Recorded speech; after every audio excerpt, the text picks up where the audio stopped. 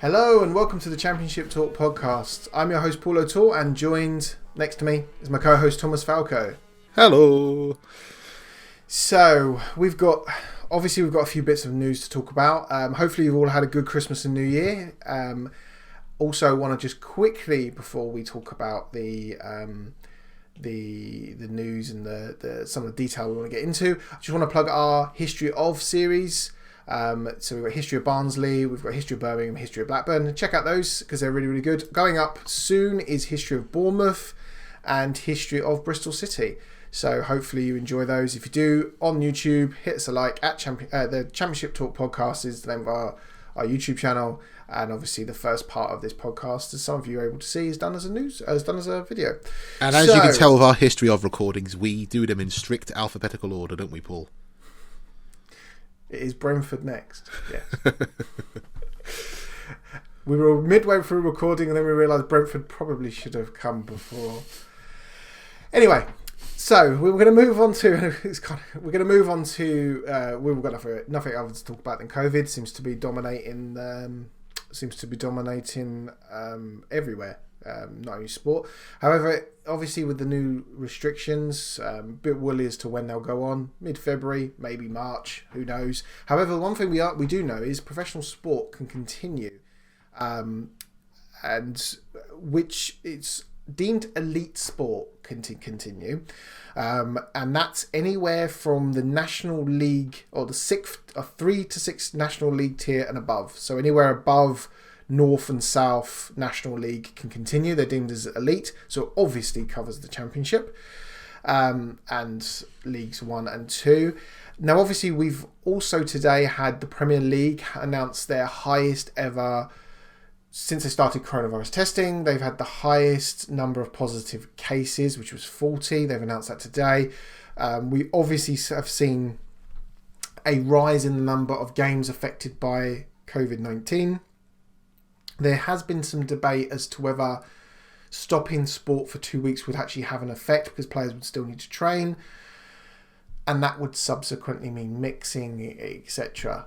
It looks like going forward, obviously following the government guidelines, we are going to push ahead with FA Cup, Carabao Cup, and obviously the league fixtures as best as possible, and looking to mop up any games that have been missed. And there was one game that was missed due to snow, which was really nice to have something other than coronavirus disrupt sports. That's snow. Finally, the orange football comes out. That's not orange anymore. That's yellow. That's yellow. It is yellow. Yeah, I prefer the orange one. So when you saw that obviously we were going to lockdown and the world was going to hell again, part of me was surprised that elite sport can continue, but part of me was pleased. Can I be selfish and say that as footballers are putting their lives at risk? I don't know. Yeah, we talked about it last week, and we try not to talk about it extensively, but we've got no choice at the minute in the situation that we find ourselves in now under national lockdown. Of course, hopefully everyone out there is keeping safe and well. That's our main priority, obviously. It is good that it is carrying on. I still don't know, because we talked about this last week as well, the effectiveness. Like, obviously the EFL say they're going to roll out the tests for Championship League 1 and League 2 clubs, but you're speaking of the National League and the National North and South, or whatever their iterations are called now. I do apologise if I've got that wrong. When you go further down, those clubs probably don't have the finances to be able to do that. You don't know if they're, like, obviously if the league's general income would be able to cover that on a regular basis, so that's a strain financially on them. Still, it is important to say, when you look at the positive, when you put the positivity hat on, 40 players tested positive and staff out of 2,295, so that's still a relatively small percentage, but the fact that those numbers are creeping up suggests something, doesn't it?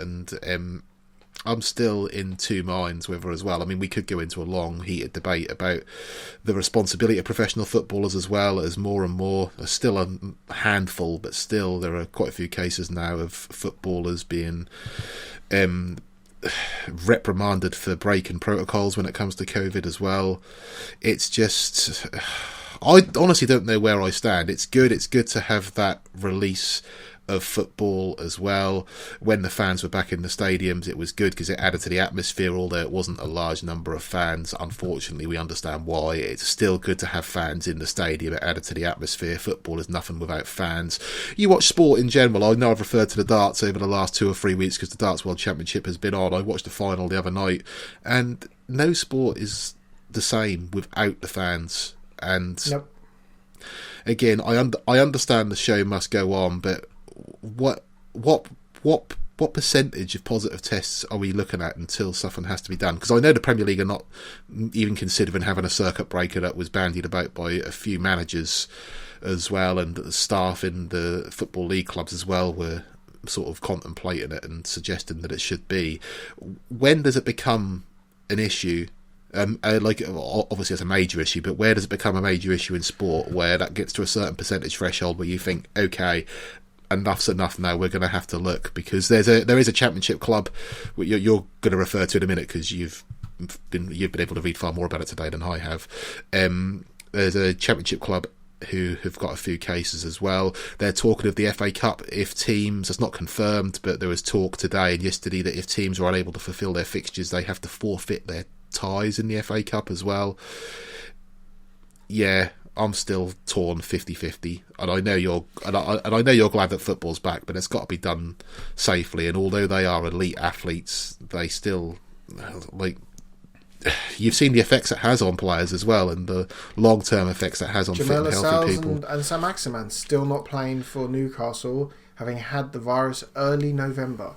Yeah, when you look at that from a professional athlete footballer, that's effectively a broken leg.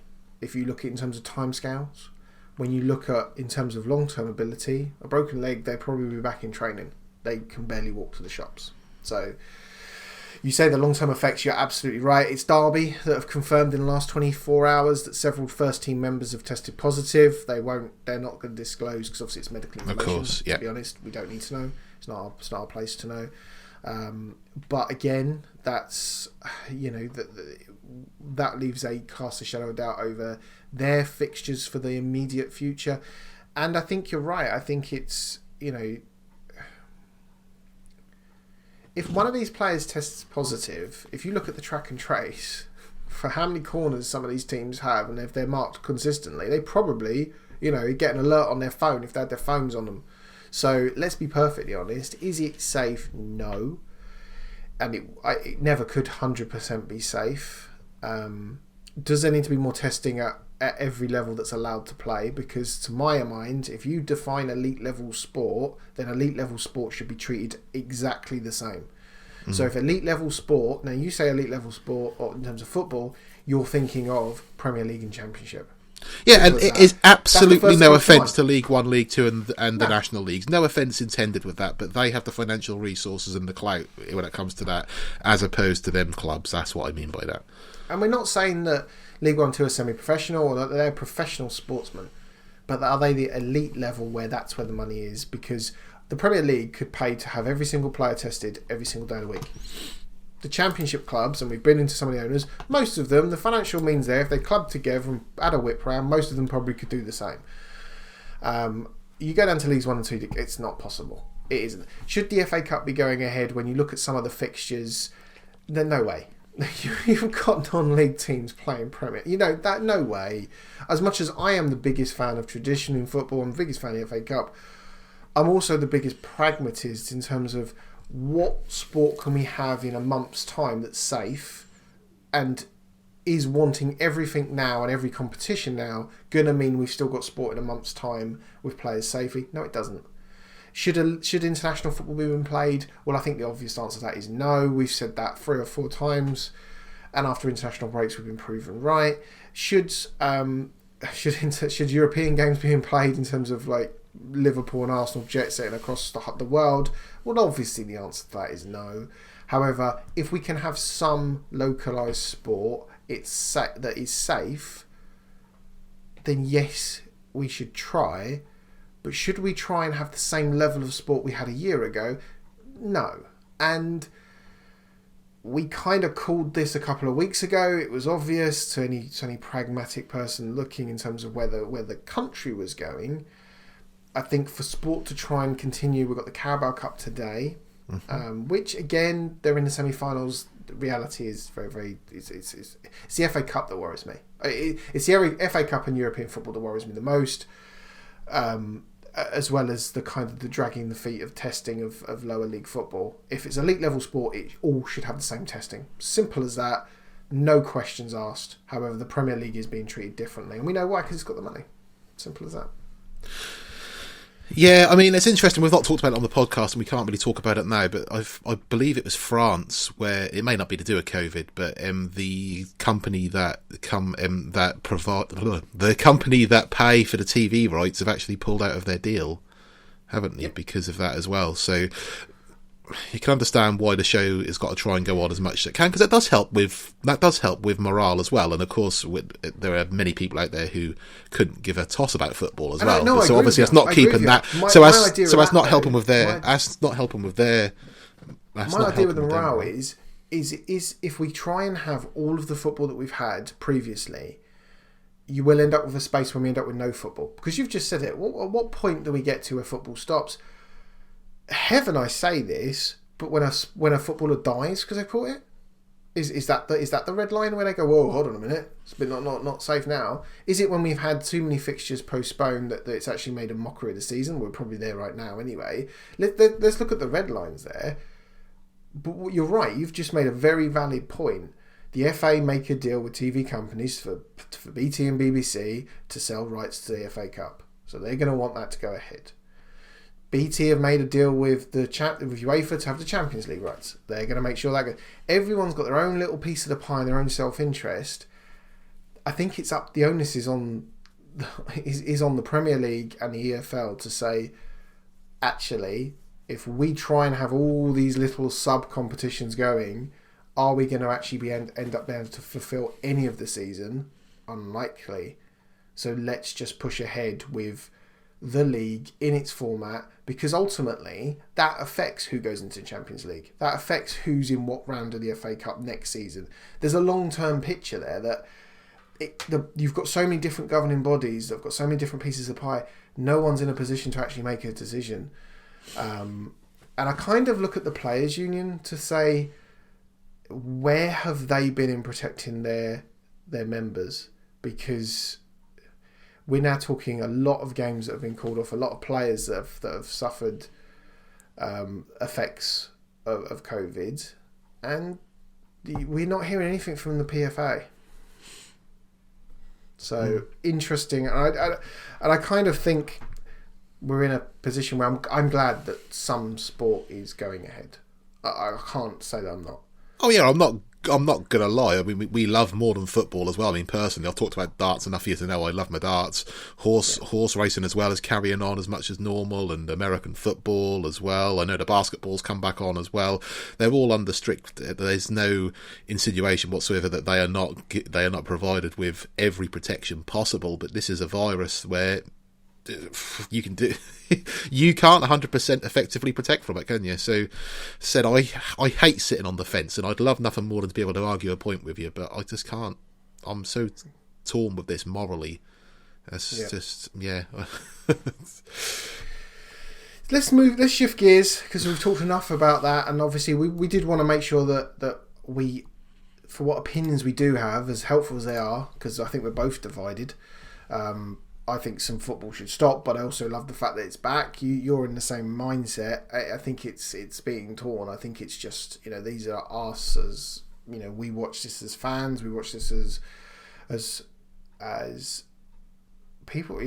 We like talking about it. I mean, we do YouTube videos and a podcast about it. So yeah, we love it, but we do also want the people's safety. At the end of the day, when we had the first lockdown, although I was initially furloughed, so I had a lot of spare time on my hands, I did miss football, but you were able to catch up with so much more, and I enjoyed watching the retro games as well. So I understand it'll cost a lot of people a lot of money, but I don't think the general population are going to go into a massive malaise because they can't watch Burnley against West Brom or Notts County against Harrogate or something like that, and I know they're not in the same league. I apologise straight away, but yeah, again, I'm torn. That's a whole podcast on its own for a debate on that one. It is, but we're going to move on. We're going to move into the last piece of news, and that was obviously we talked about Tony Pulis leaving Sheffield Wednesday. However, Mr. Chancery did an interview with BBC Sports Simon Stone, where he kind of outlined a little bit more from his view of what happened behind the scenes. And obviously, Tony Pulis has a different view on this, but obviously, Mr. Chancery's gone on the record.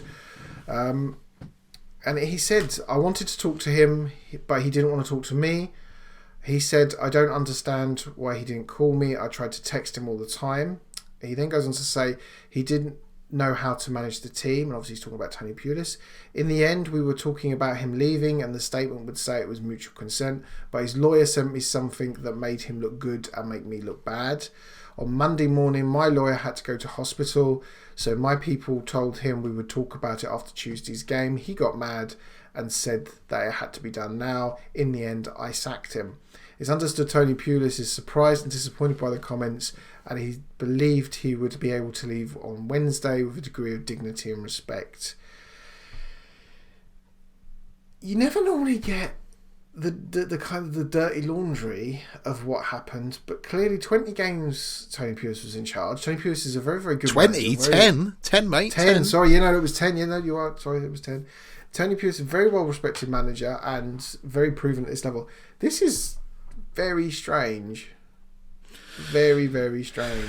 Again, I've been waiting to talk about this since we found out what was said as well, and I've actually shifted my attitude a little bit towards this. And again, I'm torn on this because I am a supporter of a football. Up his arse. But I am a supporter of a football club who have gone through their managers like nobody's business, and none of those managers have ever come out and said anything negative about their time there, whether they've signed. Say affidavits is probably not the word I'm looking for, but have not signed. Even Barry Davis. He's the best commentator. I don't care what people say. That is another debate. They haven't come out and said this, and I don't know if that's part of the agreement of the termination. At the time when this happened, and I read this, I thought, how dare you come out and say this about a manager? Because that he was talking about his tactics as well, saying that he promised in the interview that he would change his tactics, and he wanted to appoint him before he appointed Gary Monk, and he said that he was concerned about his tactics, so didn't appoint him in the first place. And I thought, well, surely if you've done your due diligence, and I understand he may have been desperate to get someone into firefight to keep Sheffield Wednesday up, and he was maybe a bit concerned with the style of football, and I get that, but surely going in, if you've done your due diligence, if your Championship League status relies on your appointment of a manager, surely you go in for it, dive in with both feet first and give him till the end of the season regardless, and hope that things do change. Or you should have done more research before, and if you didn't want to appoint him before, what is different this time round? And I've seen reported that he's looking for a manager that plays two strikers. Yeah, and it smacks me a lot of the Farwaz El Hassawi era at Nottingham Forest, where there were reports where Neil Warnock was given an interview for the job, wasn't he? And he said about I was told what players I couldn't be guaranteed I couldn't be told what players to play and stuff like that. And he said no. Thank you. And obviously that's his words, so I'm not saying Farwaz El Hassawi was saying that, but it was a very popular conception at the time. But then thinking about this more, we were talking off air, weren't we? And I know we didn't want to go into too much detail, but the sort of mud that's been slung in Mr. Chancery's direction and the amount of money he has pumped into Sheffield Wednesday, it is a sign of modern football ownership. And I think if you're gonna say something against Mr. Chancery and the regime at Sheffield Wednesday, you'd have to look at Nottingham Forest in their current era as well as their last era. You'd have to look at Watford, at what goes on there. For example, there are a load of teams who do this, and I just think you've got to accept that no matter how wrong it is. And my old mentality, if I spoke to my mum about this, she'd say, well, he's obviously going to get paid off. Why should we feel bad about Tony sort of Pulis and any manager who's been sacked, because they're going to get paid off? If I got sacked for my job tomorrow, I wouldn't get paid off for the remainder of my contract. I don't think you would either, Paul, to be honest with you. I don't think many people would.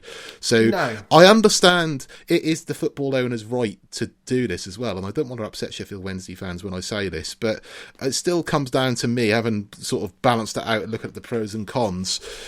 He's got no one to blame but himself, and maybe him coming out and saying these things is a sort of defence mechanism. Say, well, yes, I've made this mistake, and he's tried to justify it that way. I honestly don't know how it is, but obviously when you've pumped so much money into a football club, I think you have the right to make these decisions, and you live and die by these decisions. And if that's going to tarnish his reputation ultimately in the history of the annals of Sheffield Wednesday, it's his decision, isn't it? And if he's sort of listening, hello, Mr. Chancery. Leader of leaders they don't manage the leaders on doing things a prescriptive way. They manage leaders on the results they ultimately achieve.